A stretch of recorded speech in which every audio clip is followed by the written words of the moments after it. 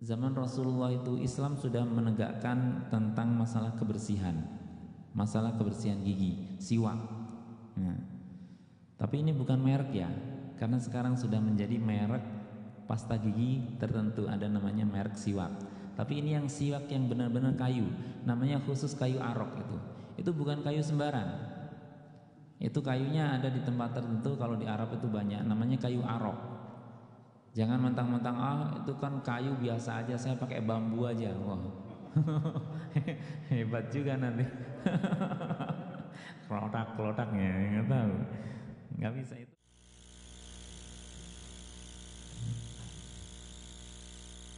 Assalamualaikum warahmatullahi wabarakatuh.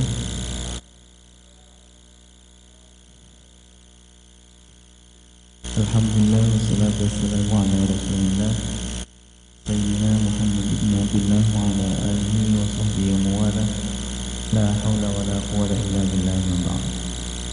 Subhanaka la ilma lana illa ma 'allamtana innaka antal alimul hakim.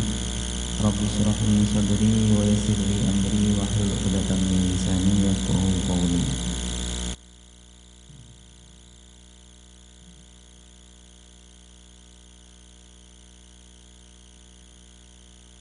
Alhamdulillah, malam hari ini kita bisa lanjutkan kembali pengajian fikih kitab Takrib atau dengan syarahnya Fathul Qorib. Kemarin sudah kita mulai dengan macam-macam air yang bisa digunakan untuk bersuci. Baik, kita lanjutkan sekarang. Sebentar, masih mempersiapkan.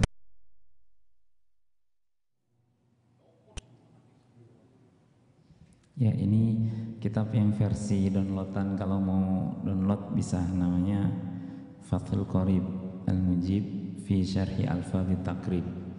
Nah, baik, kita mulai. Bismillahirrahmanirrahim.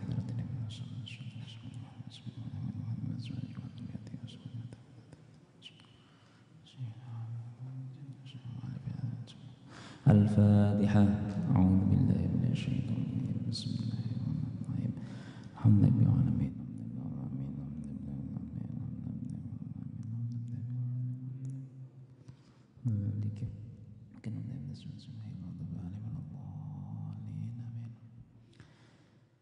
Bismillahirrahmanirrahim. Qala al-muallif rahimahullah ta'ala wa nafa'ana bihi wa bi'ulumihi fid dharain amin.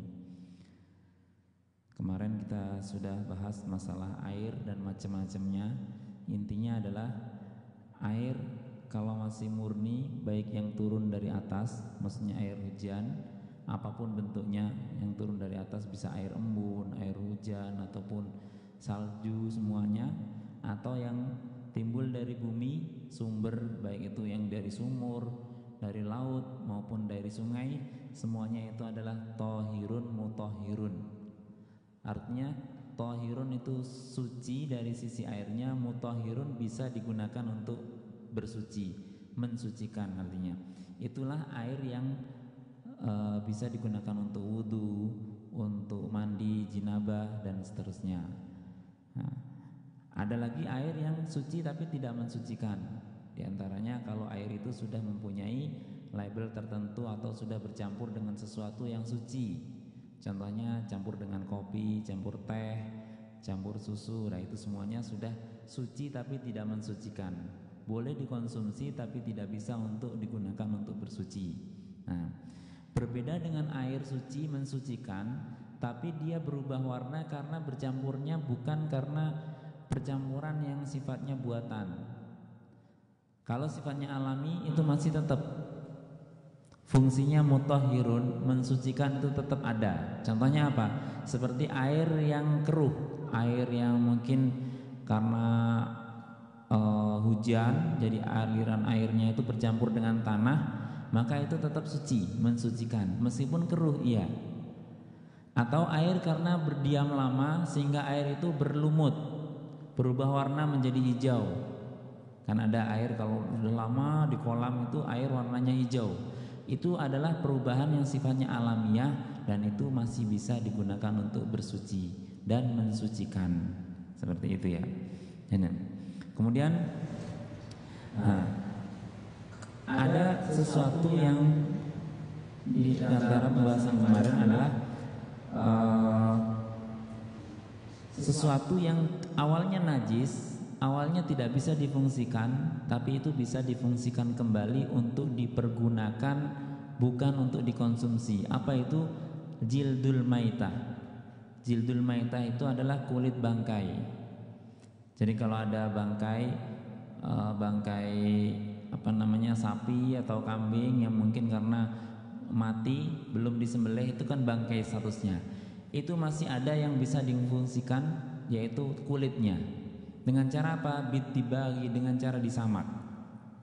Nah, disamak itu yaitu dengan cara dihilangkan sisa-sisa dagingnya yang nempel, lemak-lemaknya itu, kemudian ada kalanya dengan pahit-pahitan itu, ada daun yang pahit-pahitan atau dengan tinta atau yang sejenisnya. Nah itu kalau sudah disamak seperti itu, maka statusnya bisa jadi suci, akan tetapi tidak bisa untuk dikonsumsi. Jadi sekali lagi bisa digunakan untuk dompet, untuk sandal, untuk bikin rebana, tapi nggak bisa untuk bikin kerupuk kulit, nggak bisa ya. Kerupuk kulit nggak bisa, cecek apa itu, kikil, nggak bisa. Nah itu nggak bisa lagi. Nah itu adalah air sesuatu yang awalnya memang najis tapi bisa difungsikan kembali karena faktor dengan disamak tadi. Nah itu. Nah, kemudian kita lanjutkan. Faslun fi bayani ma yahrumu isti'maluhu minal awani wa ma yajuzu. Nah, ini menjelaskan menjelaskan tentang apa yang boleh digunakan, maksudnya tempat-tempat atau bejana yang bisa digunakan untuk dalam kehidupan kita sehari-hari. Nah,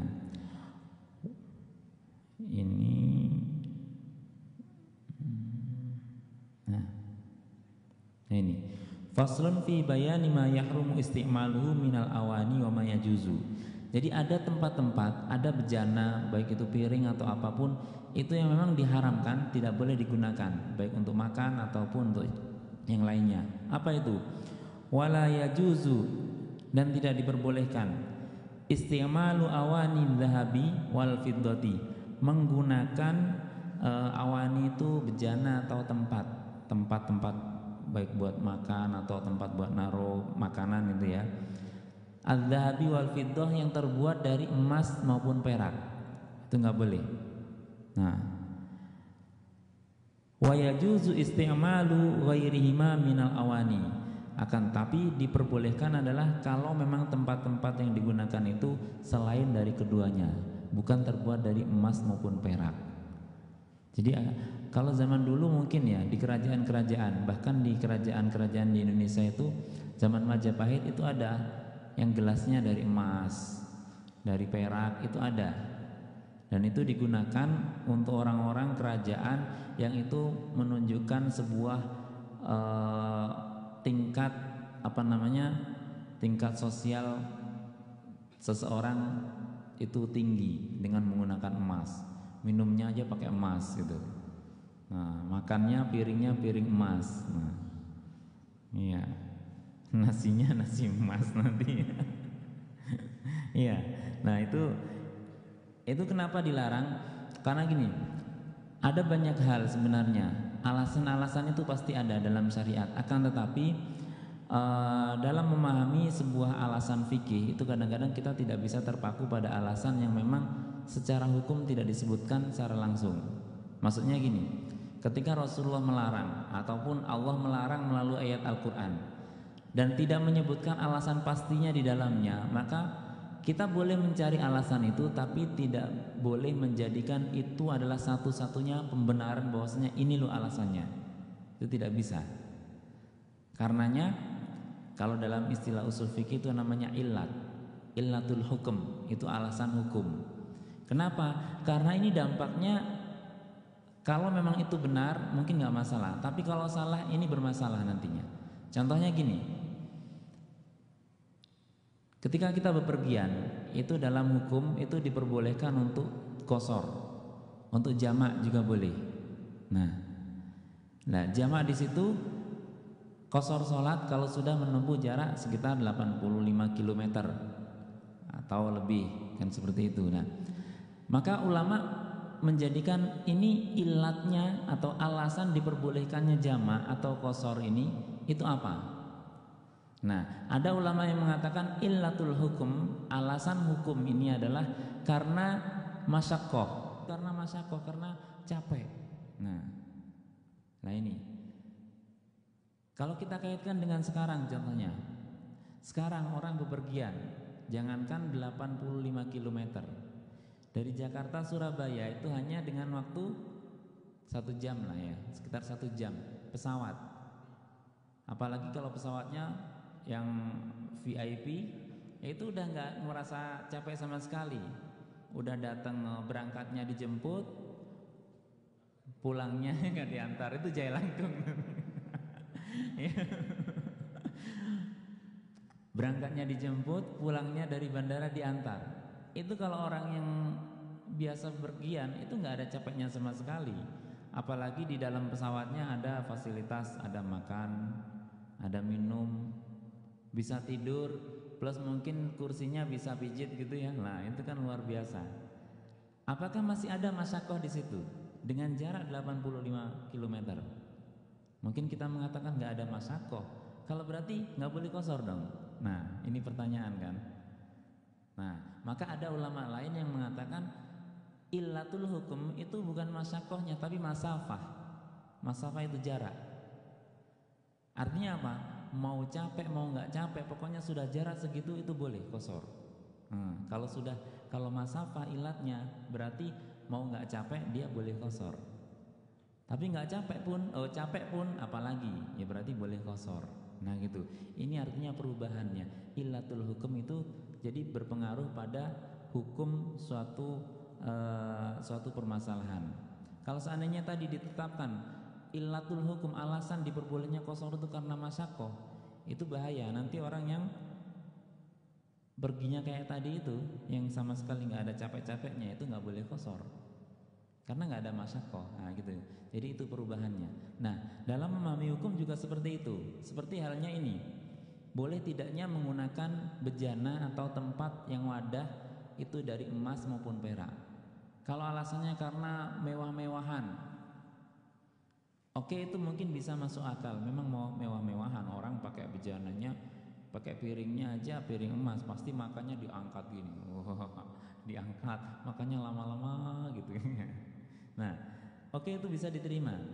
Tapi kalau dengan zaman yang serba modern, bahkan mungkin nanti orang sudah kaya semuanya, mungkin akan hal yang wajar dengan pakai emas itu. Jangankan piring emas, nanti mungkin bisa pakai emas berhiaskan permata dengan batu apa? Batu yakut, apalah itu, batu permata yang harganya kalau kemarin musim-musim batu itu kan mahal-mahal ya, batu akik itu. Nah itu kan luar biasa. Nah, apakah kalau nanti masyarakat sudah kaya semuanya seperti itu jadi diperbolehkan? Tetap tidak diperbolehkan. Kenapa? Karena nasnya seperti ini. Ilat hukum tadi, alasan hukum karena itu megah-megahan itu bisa diterima, tapi itu bukan satu-satunya alasan kenapa kok boleh seperti itu, kenapa kok itu dilarang, seperti itu ya. Jadi ini kita terima kalau memang alasannya karena itu adalah menunjukkan sebuah kesombongan, iya, tapi itu bukan satu-satunya alasan. Karena kalau seandainya nanti masyarakat itu sudah menjadi umum dan yang seperti itu bukan sombong, maka hukum ini akan ditinggalkan. Kenapa? Nggak berlaku lagi karena sudah nggak ada sombong-sombongan lagi dengan seperti itu. Nah, tapi nggak bisa seperti itu. Karena apa? Karena kita terima hukum ini adalah karena ta'abbudan, karena semata-mata karena beribadah kepada Allah Subhanahu Wa Taala, karena taat kepada Rasulullah, ya sudah kita ikuti. Ya itu lebih selamat kita daripada kita harus mencari alasan-alasannya seperti itu. Tapi bukan tidak diperbolehkan yang mencari alasan. Karena semua para mujtahid itu selalu mencari illatul hukum, dan nggak masalah kalau itu nanti mujtahid. Ya. Baik, kita lanjutkan. Nah, di sini dalam syarahnya disebutkan ya, syarah itu ini, syarah inilah di sini ini penjelasannya. Wala yajuzu fi ghairi daruratin li rajulin ay imra'atin isti'malu syai'in min awani dzahab wal fiddah. Ini berlaku untuk semuanya ya. Mau laki-laki mau perempuan, kalau untuk bejana ataupun piring ataupun sendok. La fi aklin wala fi syurbin wala fi ghairihima, baik untuk makan maupun minum ataupun yang lainnya. Bukan piring, bukan sendok yang terbuat dari emas, tapi gayungnya dari emas contohnya. Gayungnya emas. Biar mantap kalau goyang gayung gitu. Tetap aja sama, itu statusnya sama.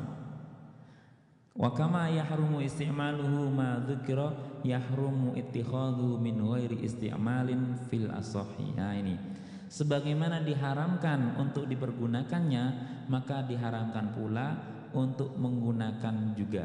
Menggunakan maksudnya menggunakan di sini menurut qaul yang lebih sahih dari pendapat Imam Syafi'i. Artinya digunakan untuk apa? Oke, saya menggunakan emas, menggunakan piring emas, tapi bukan untuk makan, buat hiasan saja, buat cindera mata contohnya. Nah, maka menurut hukum di sini tetap saja hukumnya tidak diperbolehkan. Menurut pendapat yang al-asah, yang lebih sahih lagi. Baik. Faslun fi isti'mali alati siwak. Sekarang masalah siwak. Nah ini. Nah. Wasiwaku, adapun siwak. Nah, langsung saja ya. Nah, wasiwaku, adapun bersiwak atau menggunakan siwak, itu mustahabun, disunnahkan. Mustahabun itu awalnya dari ahabba yuhibbu, istahabba yastahibbu, fahuwa mustahibun wa dzaka mustahabun, dicintai sebenarnya. Kalau yang mencintai Allah dan Rasulnya itu menjadi hal yang disunnahkan. Nah, mustahabun, sangat dicintai. Lawannya apa? Makruhun. Makruh itu apa? Yang dibenci, dari kariha yakrahu. Nah, wasiwaku mustahabun, siwak itu disunahkan fi kulli halin, dalam setiap kesempatan, dalam setiap keadaan. Maksudnya menggunakan siwak, bersiwak itu. Illa ba'da zawali lis-shaimi, kecuali pada waktu setelah lingsirnya matahari waktu zuhur itu. Bagi siapa? Lis-shaimi, bagi orang yang berpuasa. Nah, siwak di sini menurut beberapa qaul termasuk Imam Nawawi mengatakan termasuk siwak di sini sesuatu yang menjadi pengganti dari siwak. Apa itu? Gosok gigi. Nah, jadi zaman dulu, zaman Rasulullah itu Islam sudah menegakkan tentang masalah kebersihan gigi, siwak. Nah, tapi ini bukan merek ya, karena sekarang sudah menjadi merek pasta gigi tertentu, ada namanya merek siwak. Tapi ini yang siwak yang benar-benar kayu, namanya khusus kayu arok itu. Itu bukan kayu sembarang. Itu kayunya ada di tempat tertentu, kalau di Arab itu banyak, namanya kayu arok. Jangan mentang-mentang itu kan kayu biasa aja, saya pakai bambu aja. Wah. Hebat juga nanti. Kelotak-kelotaknya nggak tahu. Nggak bisa, itu kayunya aja khusus. Kenapa? Ada penelitian, termasuk beberapa dosen di UGM itu melakukan penelitian, ternyata kandungan yang ada di siwak itu hampir semua yang ada di pasta gigi itu ada di siwak. Fluorid, terus apa untuk mencegah gigi berlubang, enzim, terus apa mencegah bau mulut karena yang berkepanjangan diam itu karena apa itu ada semuanya, zat-zat semuanya itu ternyata dimiliki oleh siwak itu. Siwak yang kayu arok tadi ya. Nah, kayu arok itu disunahkan. Nah, meskipun mungkin sekarang sudah ada pasta gigi, ada gosok gigi, tapi kesunahan menggunakan siwak tetap berlaku. Ya. Kita juga boleh menggunakan pasta gigi atau gosok gigi itu kita niatkan untuk siwak boleh. Tapi tetap kesunahan menggunakan yang kayu arok itu tetap. Nah, tapi tetap jangan mentang-mentang menggunakan siwak itu sunnah, sehingga siwak punya satu dikantongin, Di bus pakai krok, dikantongin lagi. Habis itu mau kerja krok lagi. Nggak dicuci, itu sama juga. Nah, mungkin bakteri mulutnya hilang, tapi bakterinya ngumpul di situ semuanya. Joroknya. Ya. Nah, itu artinya apa? Tetap harus menjaga sisi-sisi kebersihannya. Nah, itu. Nah, wa huwa fi thalathati mawadi'. Nah, adapun ada 3 tempat, ada 3 kesempatan di mana asyaddu istihbaban, kesunahannya itu sangat dianjurkan. Yang pertama adalah inda taghayyuril fami min azmin aw ghairihi. Nah, pertama, ketika mulut ini sudah berubah, min azmin itu karena diam, karena banyaknya diam, karena nggak makan sama sekali, aw ghairihi atau yang lainnya.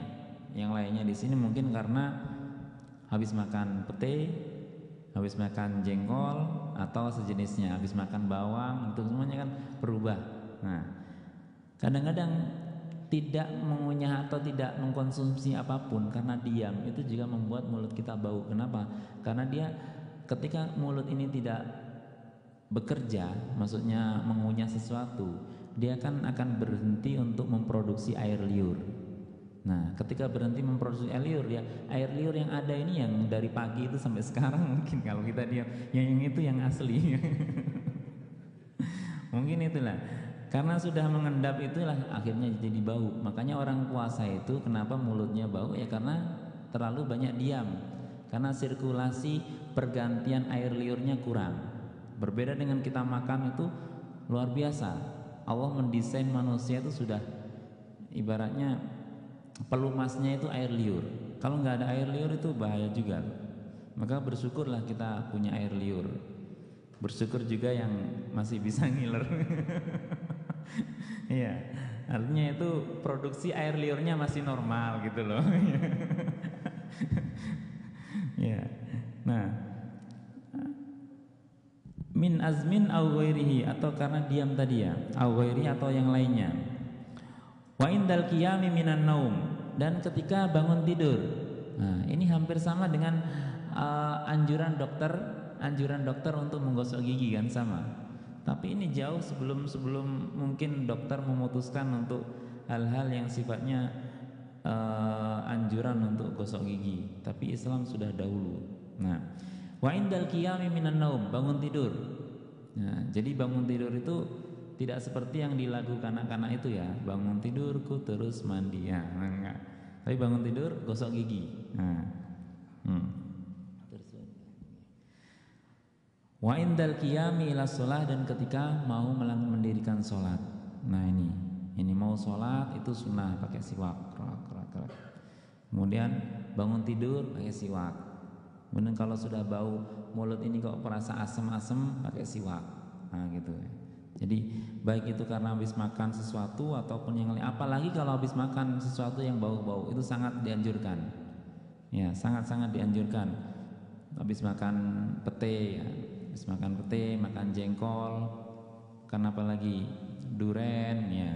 Karena nggak semuanya orang suka duren juga ya. Ada orang yang bau duren itu ya pusing, mabuk. Iya. Iya, jadi ternyata yang menurut sebagian orang itu enak atau disukai oleh sebagian orang, ternyata itu tidak disepakati ya. Ada sebagian orang justru anti dengan itu gitu nih. Nah, itu termasuk tadi duren, jengkol itu termasuk di sini mewah ya. Di sini mewah kalau di sini jengkol itu, iya. Iya. Iya, di Indonesia pun dia pernah menempati makanan yang harganya di atas daging, pernah 1 kilo itu pernah sampai 100.000 waktu itu, pernah jengkol ya, ya itu. Nah itu, jadi ada 3 waktu di mana disunahkan, sangat-sangat disunahkan ketika mulut ini sudah berubah, ketika bangun tidur, dan ketika mau sholat. Nah ini,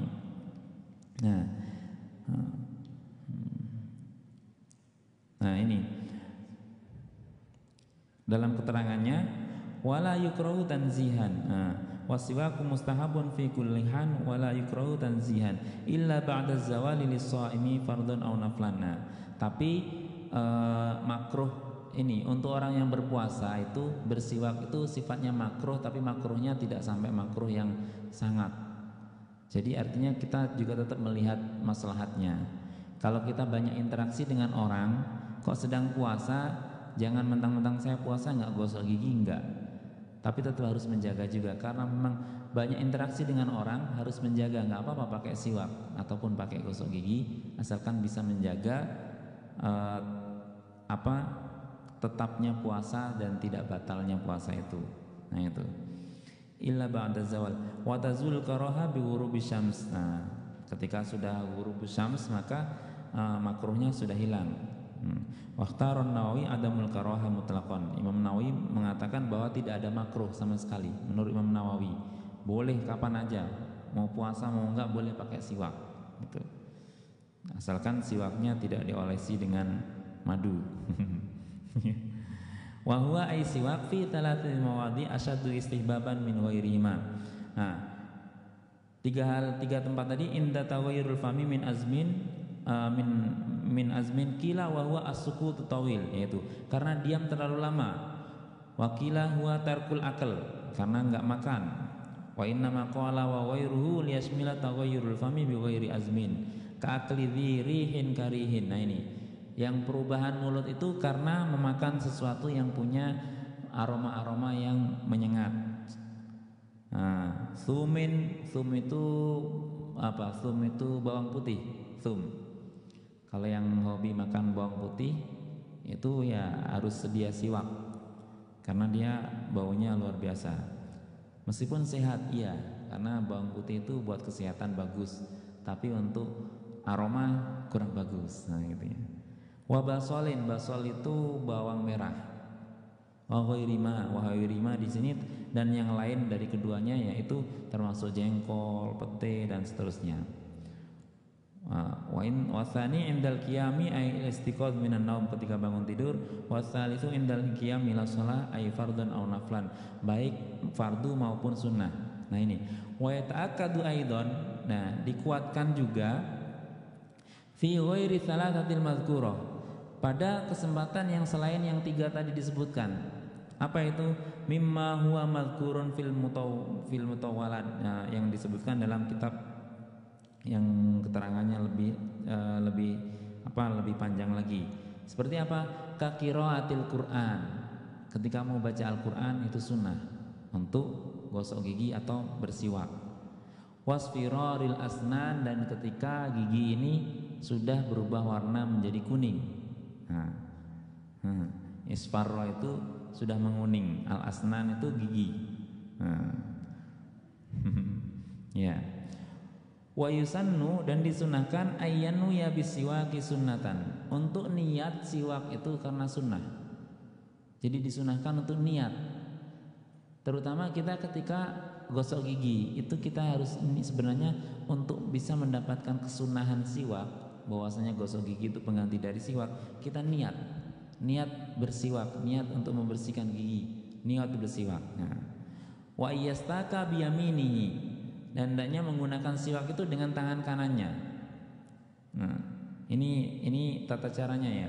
Wa yabda'u bil janibil aiman min famihi, memulai dari sisi yang kanan, memulai dari mulut yang kanan dulu, di siwak yang sebelah sini dulu. Wa ayyumirrahu ala saqfi halqihi imraran latifan wa ala qarasi adrasihi.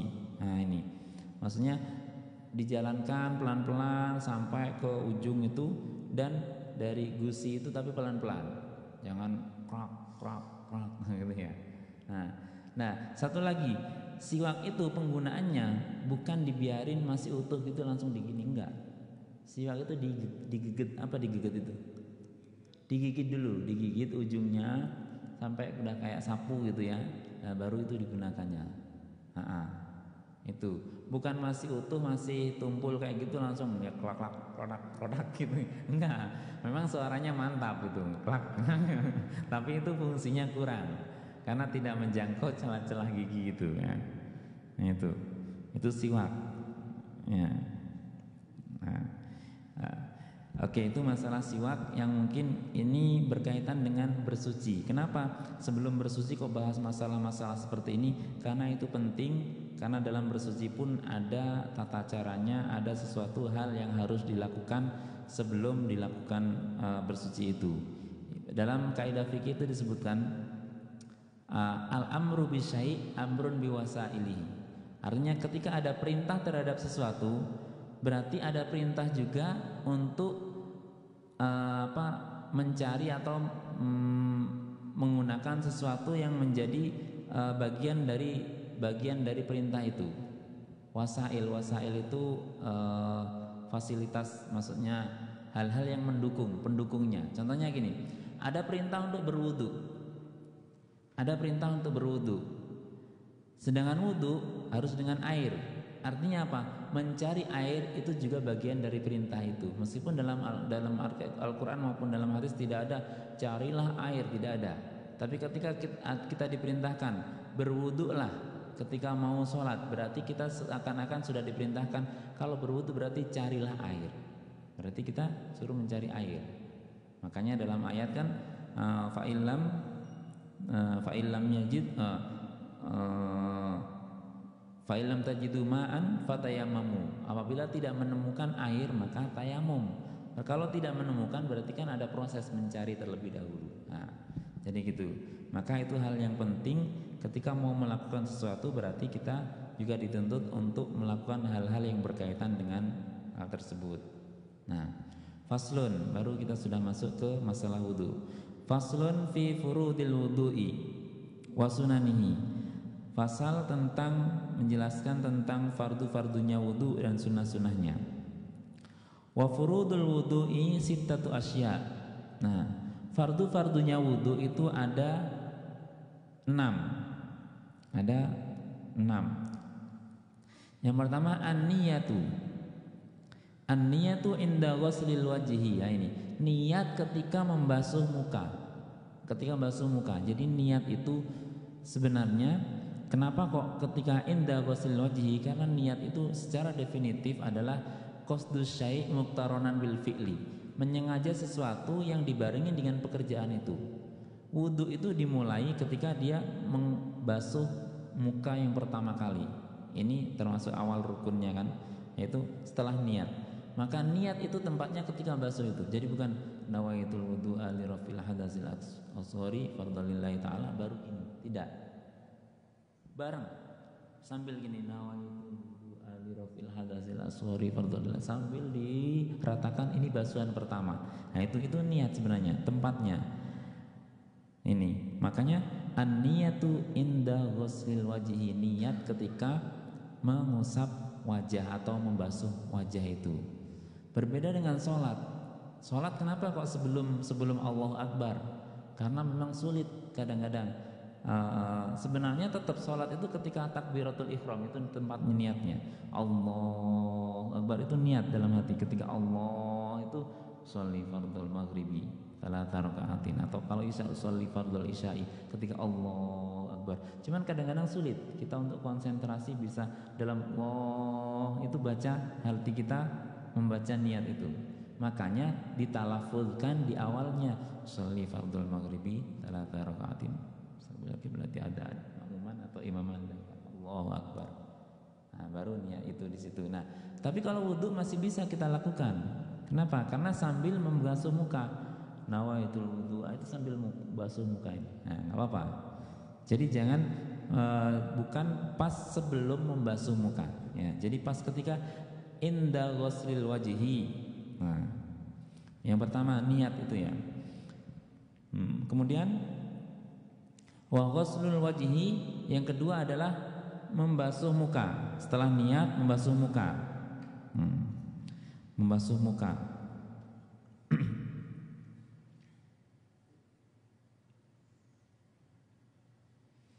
Kemudian yang ketiga wa ghuslul yadaini ilal mirfaqaini, membasuh kedua tangan sampai ke ujung siku. Lah ini yang bahaya. Kadang-kadang banyak sekali di antara kita mungkin ada yang terlewat.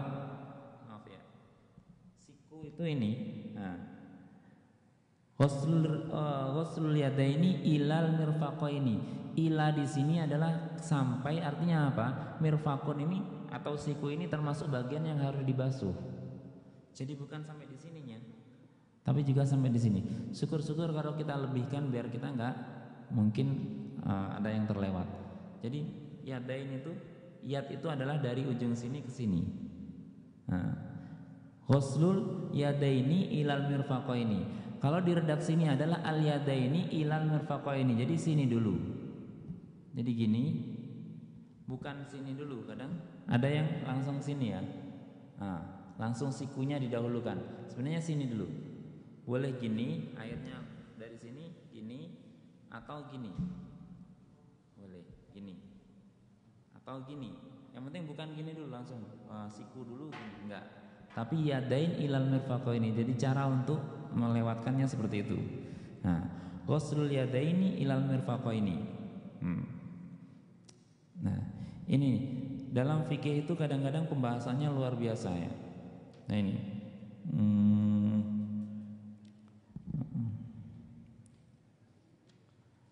Ini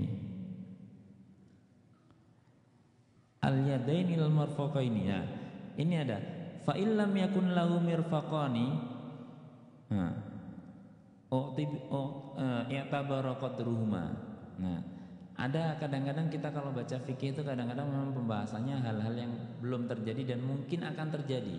Di sini disebutkan fa illam yakun lahu mirfaqani, bagi orang yang enggak punya siku. Nah, ini. Enggak punya siku bagaimana? Nah, ternyata dibahas juga. I'tabara qadruhuma, maka dikira-kirakan. Jadi nggak punya siku gimana? Dikira-kirakan ya. Gimana ya? Pokoknya niat untuk basuh tangan gitu. Jadi kira-kirakan gitu. Gimana? Ya apa? Pakai angan-angan aja. Dikira-kira. Pokoknya dikira-kira gitulah. Itu dalam fikih kadang-kadang seperti itu dibahas juga gitu. Nah, kemudian wamassu ba'dir ra'si. Nah, wamassu ba'dir ra'si, mengusap sebagian kepala. Nah, ini ada bedanya ghuslu sama mashu. Kalau ghuslu itu ada air yang mengalir, itu ghusl. Muka itu ghusl. Tangan itu dighusl, dibasuh. Tapi kalau kepala itu dimashu.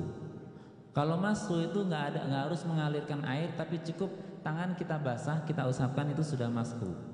Jadi nggak perlu pakai gayung gitu terus atau pakai ini airnya biar mengalir, nggak harus seperti itu. Yang penting tangan kita basah, kita usapkan, itu namanya mashu. Tapi kalau ghuslu itu harus ada air yang mengalir minimal netes. Nah gitu ya. Jadi nggak harus ngalir yang banyak gitu, enggak. Sebenarnya kalau pakai keran seperti ini kadang-kadang agak boros gitu ya. Kalau di Arab itu kadang-kadang di masjid-masjid itu kecil, kerannya memang disetting kecil air buat wudhu itu. Iya, nggak ada sebenarnya. Ngirit ya. Iya, memang sebenarnya wudhu itu nggak harus dengan air yang jos gitu, nggak. Iya, karena kita kadang-kadang karena kita itu negara yang alhamdulillah gitu ya, jarang kekurangan air. Jadi wudhu pun kadang-kadang kalau nggak jos itu nggak mantep gitu ya. Jadi muka aja harus semua gitu. Padahal itu cukup dengan air yang penting mengalir. Itu yang penting ketika basuh ini ada air di tangan, muka, bersihkan semuanya, ini sudah cukup sebenarnya. Jadi nggak harus dengan air yang mengalir begitu. Sebenarnya pakai satu botol air mineral yang 500 mili itu bisa buat satu wudhu sebenarnya. Nah, kalau di mobil atau di tengah perjalanan pakai air yang satu botol itu sebenarnya bisa. Tinggal caranya. Ya kalau kita pakai cara yang kita di sini ya nggak bisa. Itu paling cukup satu basuhan aja. Selesai. Tapi enggak ya di sini. Nah,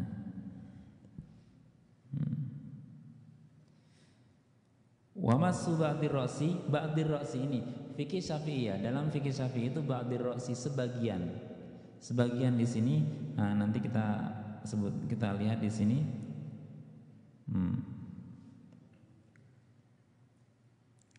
Ghuslul yadaini, ini kriterianya tadi ya.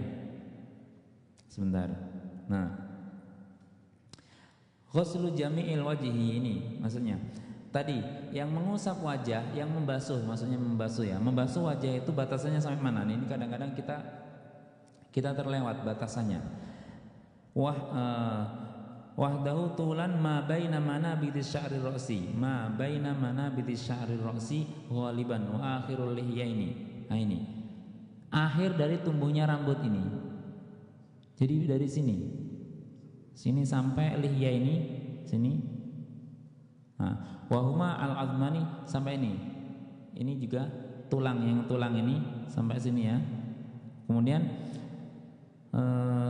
yajtami'u muqaddamuhuma fil dzaqani wa muakhiruhuma fil udhuni wa hadduhu ardon ma bainal udhunaini. Nah, termasuk di sini.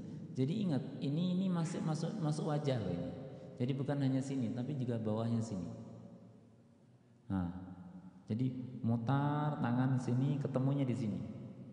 Makanya kalau ketika basuh sini itu fungsikan jempol ini ke bawah sini. Jangan sampai sini itu kelewat gini aja. Apalagi jenggotnya panjang, ini susah dijangkau oleh air gitu ya. Makanya nanti kalau sunah-sunahnya wudhu ada tahlilul lihyah. Untuk menyela-nyela jenggot ini, kalau jenggotnya tebel ya digini-giniin, keren kan gitu. Kalau jenggotnya tebel gini-gini, kalau jenggotnya tipis ya nggak usah kayak gini-gini biar ya. Itulah kalau punya jenggot jadi punya kesunahan tersendiri. Jadi ada kesunahan buat gini-gini. Nah. Wa idza kana 'ala wajhi sya'run khafifun aw khafifun wajaba isalul ma ilaihi ma'al basyarati allati tahtahu. Kalau kan ada bulu-bulu seperti kayak gini cambang seperti itu, tetap harus dibasuh sampai airnya itu mengenai kulitnya. Jadi itu ya, itu batasan wajah. Kemudian ini ghusl yadaini lal mirfaqaini tadi ya sudah sampai sini lah. Yang ketiga ini warabi'u masu ba'dir ra'si. Nah ini masu ba'dir ra'si min dzakarin au untha au khuntha. Mau laki-laki mau perempuan mau bencong ya, khuntha itu bencong, ACDC khuntha. Au masu ba'di sya'rin fi haddir ra'si, atau yang dimaksud itu kalau ini kan sudah dibasuh berarti kepala ini yang mewakili yaitu rambut yang di atas itu.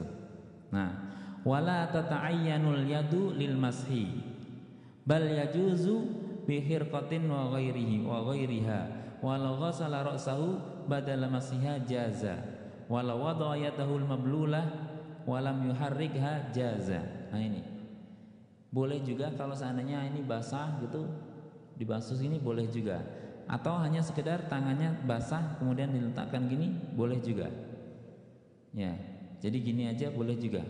Nah, jadi tidak tertentu, tidak ada ketentuannya. Ba'din di sini di beberapa kitab itu walau rubu ada rubu itu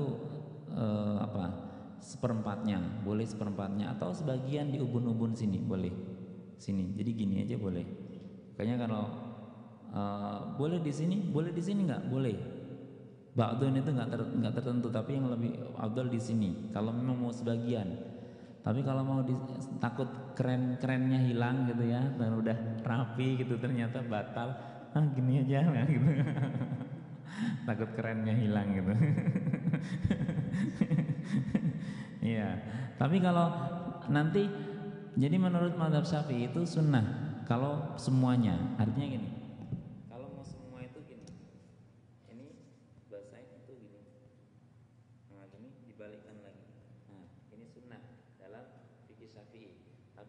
Yang wajib itu cuma gini aja.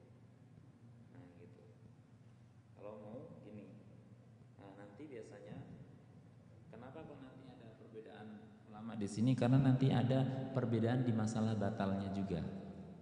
Jadi ada yang kalau Syafi'i batal itu nyentuh perempuan nanti batal gitu. Ada imam yang lain nanti nggak batal. Nanti kita bahas pas membatalkan wudhu. Nah gitu ya. Nah. Wal khamisu yang kelima adalah ghuslur rijlaini ilal ka'baini, membasuh kaki ilal ka'baini sampai ke mata kaki. Nah ini mata kaki itu adalah ini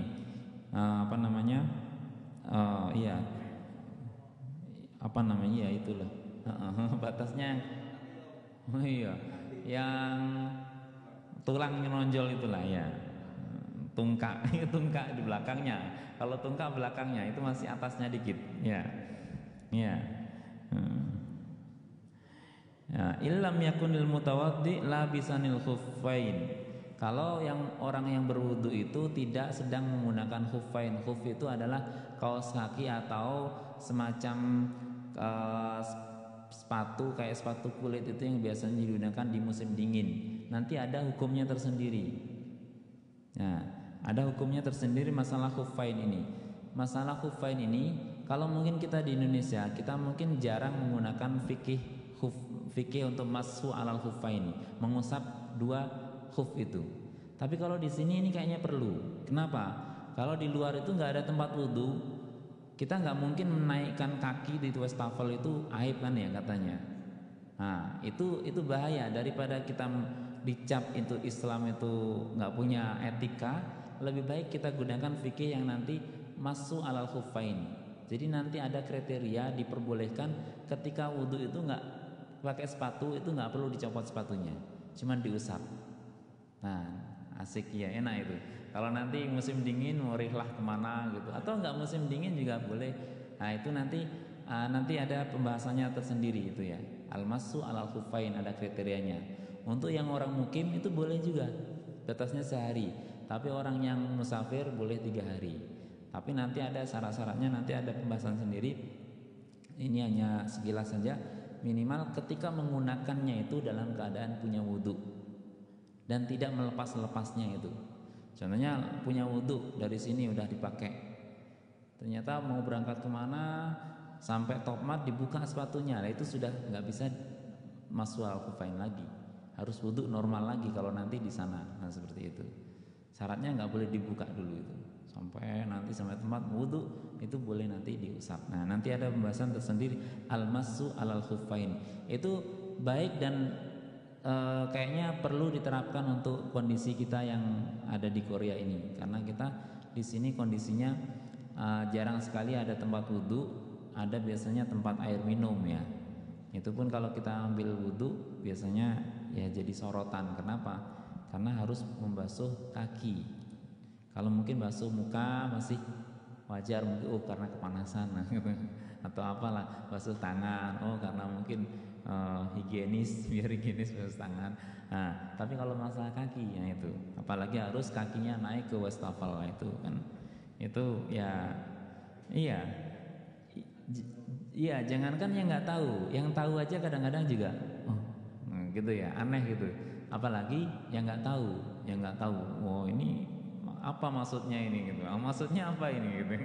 Nah gitu ya, biar tidak terjadi fitnah untuk agama Islam ini. Nah gitu.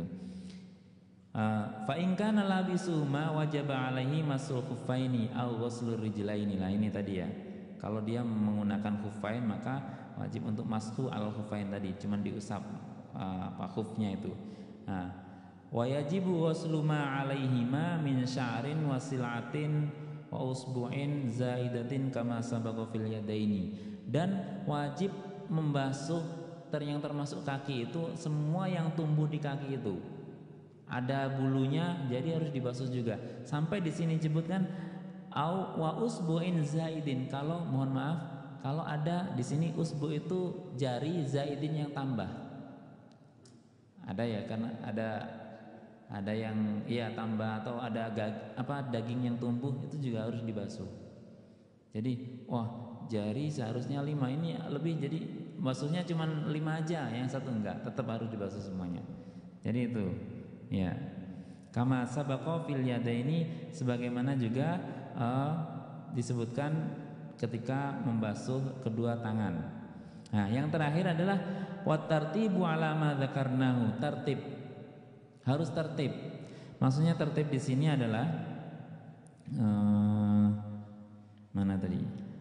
Wasadis ini maksudnya at-tartibu fil wudu'i alama ay al-wajhil ladzi dzakarna fi adil furud. Ya, maksudnya yang tadi urutannya niat, basuh muka, basuh tangan, mengusap kepala, terus kemudian kaki itu harus tertib, nggak boleh saling mendahului. nggak boleh saling mendahului. Sesama anggota wudhu nggak boleh saling mendahului ya, gitu. Bukan hanya sesama bis kota saja, sesama anggota wudhu nggak boleh saling mendahului. Yang harusnya muka dulu ya muka dulu, nggak boleh tangan dulu, saya nyamannya tangan dulu, nggak bisa. Tetap harus ikut aturan itu. Nah, sampai falau nasiyat tertib lam yakfi. Kalau seandainya lupa kok nggak tertib, habis muka tahu-tahu kaki, nah itu batal wudhunya, mengulang lagi seperti itu. Nah itu fardunya wudhu. Jadi cuman itu saja. Loh, bagaimana dengan basuh yang 3 kali? Nah itu nanti masuknya di sunnah-sunnah wudhu. Berarti kalau kita dalam keadaan kekeringan, contohnya di tempat-tempat yang air susah, kita mengambilnya jangan terlalu banyak tabdzir atau membazirkan air, atau mengambil kesunahan yang di situ malah justru ingin menghabiskan air berlebihan, membasuh 3 kali. Kalau kita alhamdulillah air melimpah nggak apa-apa 3 kali sunnahnya. Tapi kalau nanti kita berada di tempat yang memang di situ air sulit, musim kemarau, nah itu juga harus kita melihat kondisi dan situasi seperti itu. Jadi jangan sampai kita memubazirkan air. Cukup sekali saja. Asalkan tadi mencukupi. Dengan catatan apa? Kalau sekali membasuh ini air harus diratakan, benar-benar diratakan. Habis di sini muter lagi boleh, nggak apa-apa, puter lagi terus. Iya, oh ini ada yang belum kena, diputer lagi, mau nggak apa-apa. Yang penting rata semuanya itu. Sekali basuh cukup, bisa tadi ya. Nah, nggak harus semuanya mengalir semua. Yang penting ada air. Nah, gitu ada air yang mengalir meskipun itu alirannya menetes, itu namanya ghuslun. Tapi kalau masun itu nggak harus mengalir, cuman tangan basah itu masun. Nah itu fardu wudu. Faslun fi sunanil wudu'i wallahu a'lam bishawab. Sunah-sunah wudu kita lanjutkan insyaallah pada pertemuan hari Selasa yang akan datang. Baik, mudah-mudahan ada hikmah dan manfaatnya. Al-Fatihah.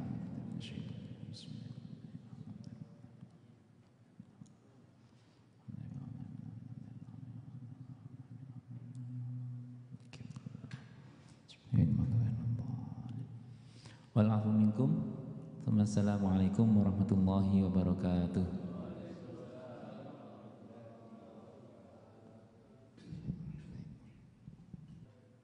Ada yang tanya? Oke, monggo.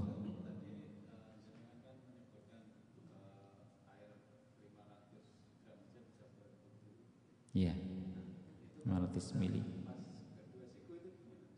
Kalau misalkan pas wajah, rambut, itu kaki kan? Iya. Baik, saya ulangi lagi. Ustadz tadi menyebutkan bahwa untuk air 500 ml aja bisa buat wudu. Nah, kalau tadi niat membasuh muka, membasuh membasuh kedua tangan, itu agak sulit gitu loh. Itu gimana? Apakah bisa pakai yang kiri atau gimana? Iya, kalau untuk tangan, jadi yang kanan kita gunakan untuk basuh yang kiri kita gunakan untuk basuh yang kanan. Nah, kalau tidak ada yang nuangin, kalau ada yang nuangin masih enak lah ya gitu kita. Tapi yang jelas tetap nanti takdimul yumna 'alal yusra, mendahulukan yang kanan. Ini tidak termasuk fardunya ya. Berarti apakah sah kalau seandainya tidak? Kok ternyata kiri dulu? Nah, itu sah karena tayamun itu bagian dari sunnah-sunnah wudu. Caranya bagaimana? Tetap harus kanan dulu, kita utamakan kanan dulu. Pakai ini, tangannya ini kalau nggak ada yang nuangin ya, berarti kita tuang dulu. Set. Nah, kita gunakan ini, kita gosok-gosokkan tadi. Gosok-gosoknya ya sampai celah-celah ini, semuanya gitu. Nah, gitu. Jadi kalau seandainya kok masih dalam satu ini tadi kurang, kita tuang lagi. 500 ml itu yang setengah liter itu insya Allah bisa. Jadi itu bisa tangan kanan dan kaki bisa itu. Oke, monggo. Oke.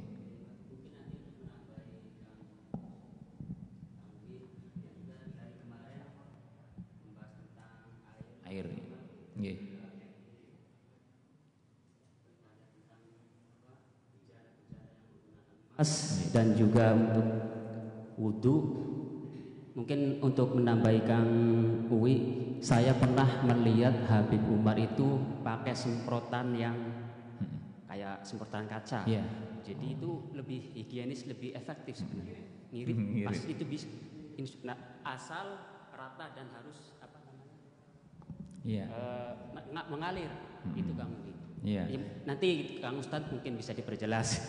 Iya. Dan untuk masalah untuk bejana-bejana memakai apa emas-emas, kita sering melihat pasangan muda-mudi kalau mau pranikah ataupun nikah itu mas kawinnya itu dengan cincin emas.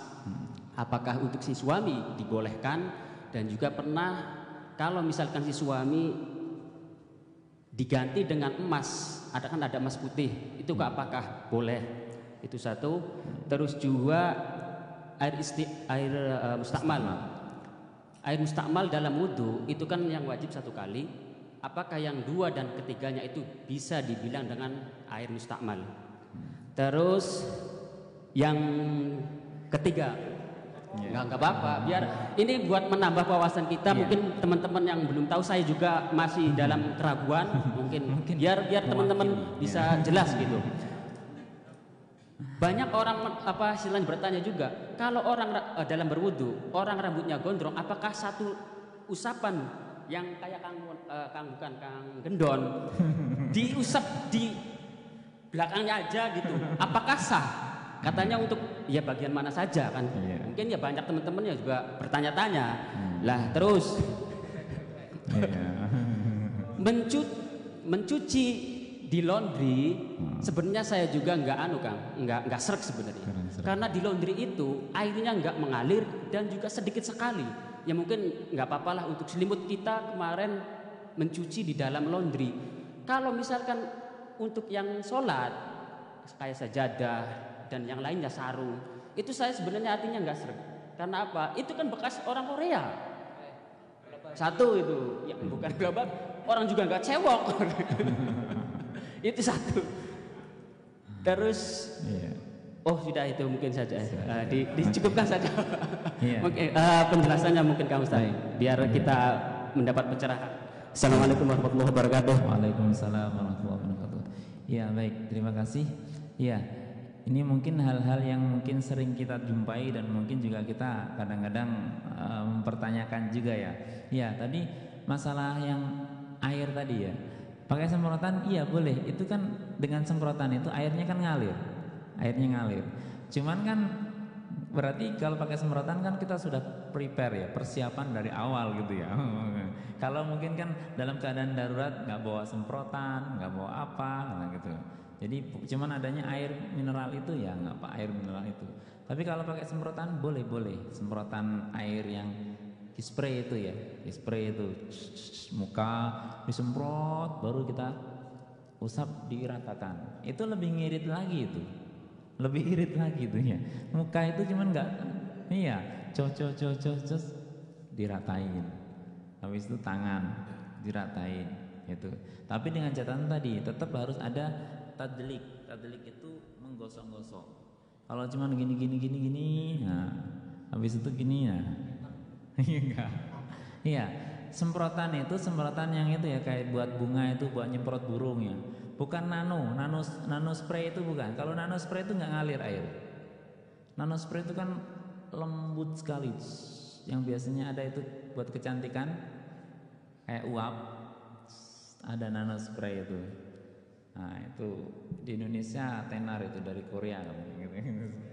Korea itu nggak ngalir kalau itu airnya, itu cuman uap lembut sekali. Tapi kalau semprotan masih ngalir itu ya. Itu baik. Kemudian yang tadi masalah penggunaan emas tadi. Nah kalau yang masalah tempat bejana dan itu adalah memang mutlak buat semua orang, laki-laki maupun perempuan. Tapi kalau untuk perhiasan, nah kalau perhiasan ini diperbolehkan untuk perempuan, untuk laki-laki tidak. Untuk laki-laki emas itu tidak diperbolehkan buat laki-laki, tapi boleh buat perempuan. Bagaimana caranya kalau memang nanti mau nikah gitu ya, oh, ini cincinnya mau couple gitu ya, mau pasangan gitu ya. Nah, biar keren kan gimana? Yang laki-laki jangan emas, perak. Perak diperbolehkan kalau buat laki-laki. Ya, jadi yang perempuan buatnya emas, yang laki-laki pakainya perak. Nah, itu. Emas putih itu ya buat istrinya. Ya, buat istrinya. Kalau emas buat istri, kalau istri boleh. Tapi kalau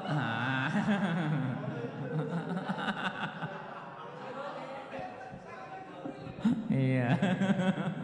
Tapi kalau emas batangan boleh buat disimpan. Itu investasi, emas batangan. Mending emas batangan gitu ya. Kalau itu buat itu buat investasi.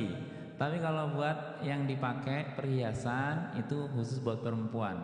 Dan kalau emas yang batangan investasi itu kita kena zakat kalau sudah nisabnya.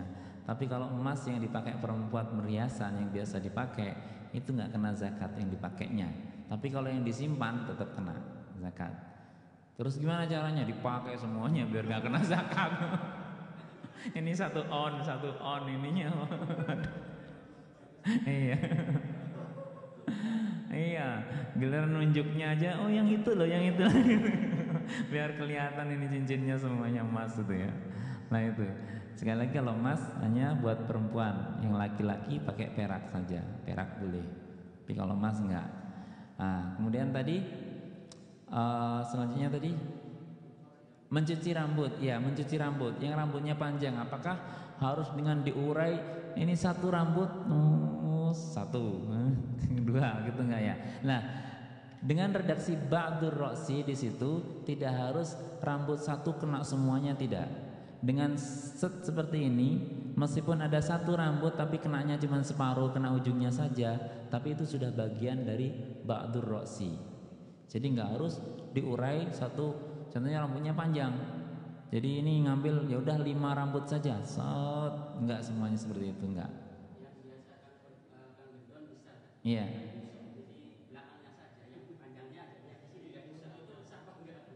Itu yang diikutkan baik yang sininya. Kalau mau mengambil sunnahnya memang semuanya seperti itu. Jadi kalau yang rambutnya panjang itu memang harus, gitu ya. Tapi kalau ba'dur rosi yaitu yang ini, mana bitis syari. Mana bitis syari itu tempat tumbuhnya rambut. Seperti itu ba'dur rosi. Ya, jadi tidak harus pakai yang seperti itu. Itu kemudian yang selanjutnya masalah cuci ya, laundry ya. Iya, masalah laundry. Iya. Memang kalau kita permasalahannya adalah kalau mencuci itu memang harus airnya mengalir. Kalau itu untuk hal-hal yang sifatnya najis memang harus ngalir ya airnya seperti itu.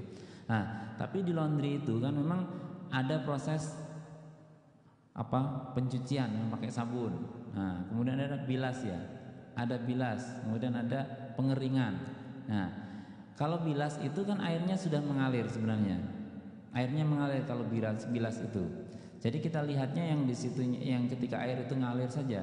Makanya kita settingnya kalau bisa bilas itu yang agak yang full. Kan kita bisa settingnya ukuran airnya. Nggak bisa ya? Oh, otomatis. Kalau di laundry otomatis. Iya. Iya, tapi airnya ngalir. Oh, airnya penuh dulu. Terbuang. Oh.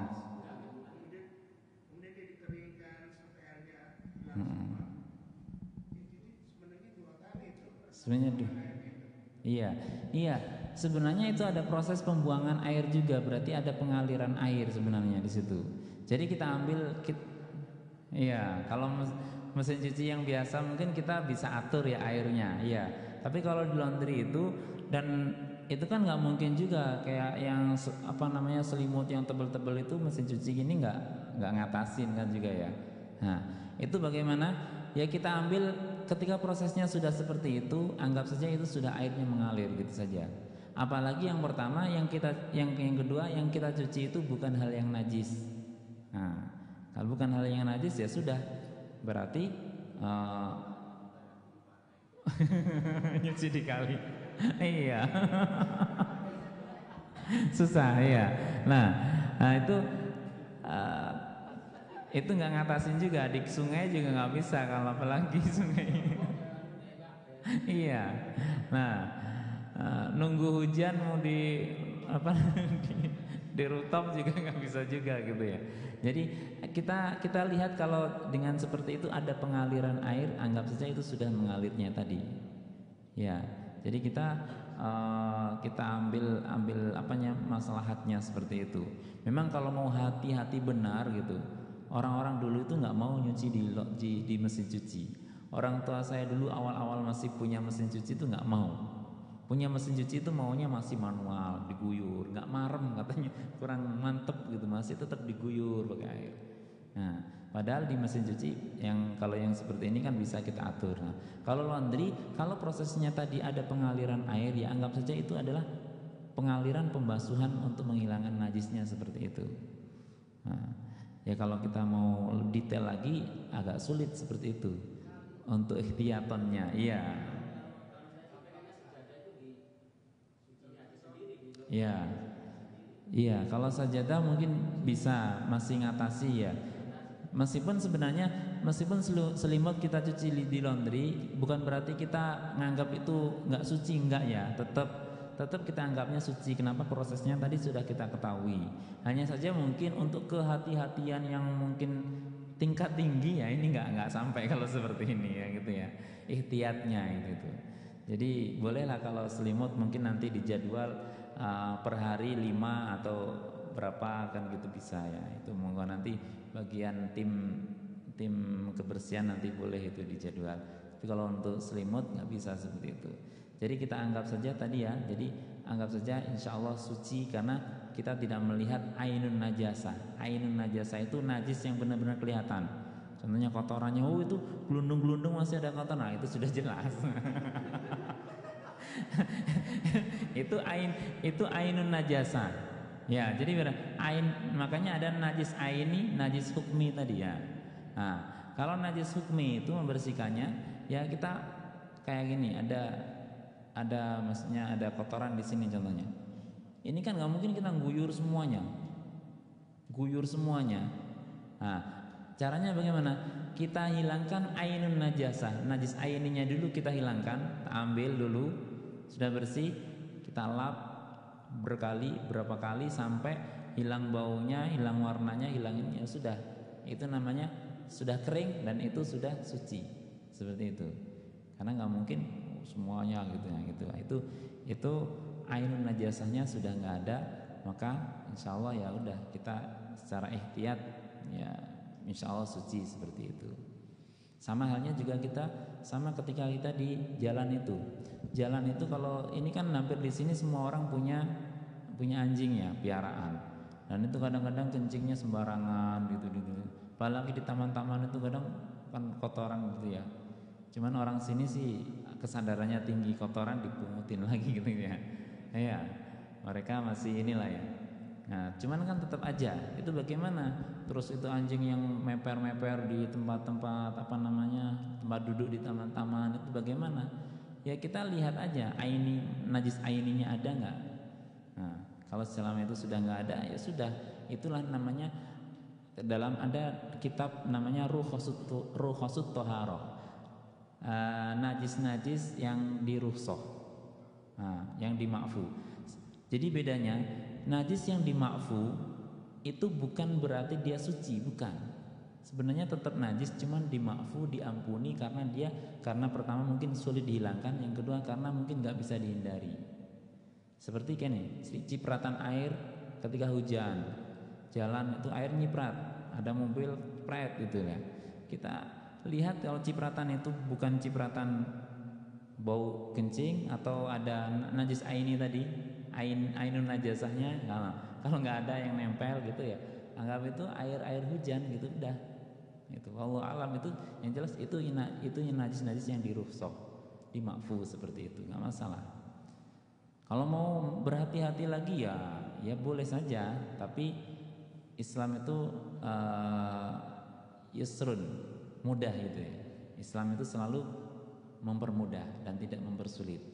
Bahkan Rasulullah ketika dikasih pilihan pasti memilih yang mana yang lebih mudah, itu pasti selalu yang dipilih Rasulullah. Nah itu. Kemudian apa lagi tadi? Sudah ya? Oh ya, baik. Oh iya, air yang mustakmal ya. Mustakmal itu apakah basuhan yang pertama saja? Kalau meskipun basuhan yang wajib itu adalah basuhan yang pertama, basuhan yang ketiga, yang kedua, ketiga, air yang sudah dipakai itu termasuk air yang mustakmal juga. Jadi sama statusnya. Meskipun itu bukan digunakan untuk fardunya. Tapi basuhan yang kedua, ketiga tetap itu hukumnya air yang sudah itu berarti mustakmal. Boleh buat minum, nggak boleh buat wudhu lagi. Seperti itu. Kecuali kalau tadi yang kemarin pembahasannya ada di kolam yang lebih dari 2 kolah, mau masuk lagi ke kolam itu nggak apa-apa digunakan lagi, karena sudah bercampur dengan air yang banyak, ya gitu ya. Jadi air yang lebih 2 kolah itu aman. Itulah kenapa orang-orang dulu itu kamar mandinya besar-besar gitu ya. Itu menghindari mustakmal. Nah, kalau wudhu langsung nawaitul wudhu, airnya balik lagi nanti dipakai wudhu lagi awet, ngirit itu wudhu lagi. Nah itu. Satu gayung buat wudhu. Tadi sebenarnya satu gayung bisa digunakan wudhu bisa, tapi caranya yang benar gitu, bukan dikobok terus itu. Jadi meskipun viral gitu ya, tapi ya nggak semuanya kan orang paham gini ya. Artinya tetap satu gayung bisa digunakan untuk bisa, tapi dengan cara yang benar, bukan dikobok gini. Itu sudah mustakmal nantinya. Allah, iya enggak. Ya. Iya. Khunsa. Iya.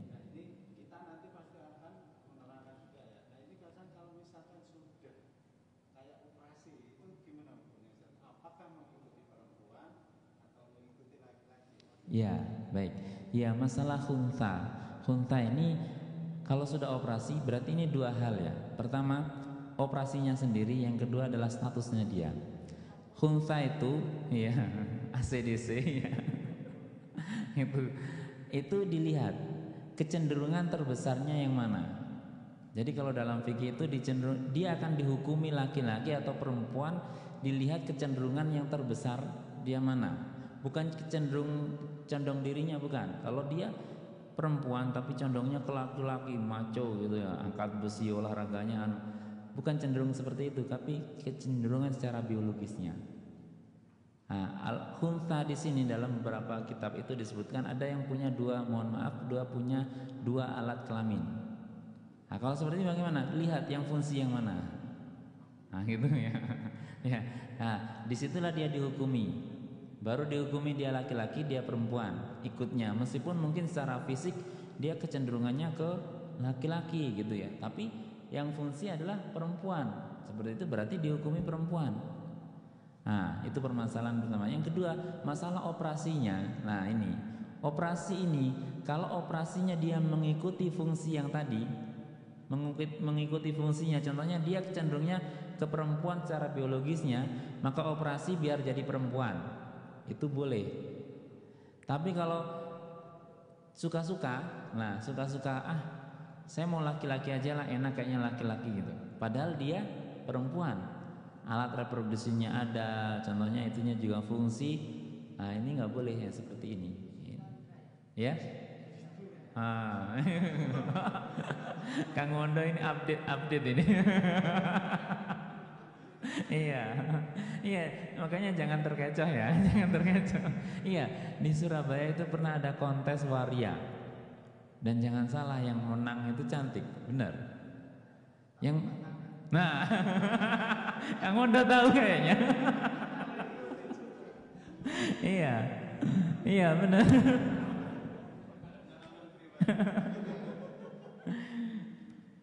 Iya, jadi seperti itu ya. Jadi itu 2 hal. Kalau operasi boleh kalau memang dia mengikuti tadi kecenderungan secara biologisnya, bukan kecenderungan karena kemauannya. Kalau kemauannya kadang-kadang dia milih wah saya mau laki-laki aja, mau perempuan aja, nah itu bukan karena itu, tapi kecenderungan secara biologis mana yang fungsi secara fitrahnya tadi. Nah itu, wallahu a'lam bishawab. Baik, kita tutup, mudah-mudahan diskusi kita, obrolan kita ini bermanfaat buat kita semuanya. Kita tutup dengan doa kafaratul majelis. Subhanakallahumma wa bihamdika. Wal afu minkum. Wassalamualaikum warahmatullahi wabarakatuh.